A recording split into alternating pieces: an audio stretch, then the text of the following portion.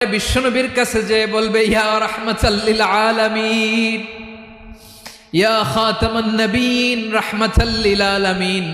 দেখেন আমাদের কি অবস্থা, কি কঠিন বিপদে আমরা আছি, দাঁড়াতে পারি না, সূর্যের আলোতে ঘেমে হয়রান। আজকে কেউ সুপারিশ করতে পারবে না।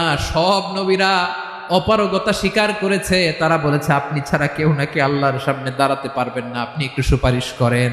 বিশ্বনবী বলবেন আসো আসো, আজকের দিনে আমি ছাড়া আল্লাহর সামনে কেউ দাঁড়াতে পারবে না।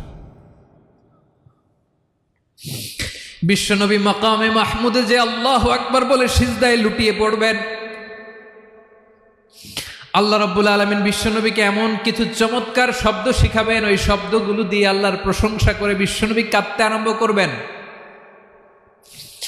বিশ্বনবী এমন ভাবে অজর দ্বারায় সিজদায় লুটিয়ে পড়ে কাঁদবেন, রব্বুল আলামিনের রহমতের দরিয়ায় জোশ লেগে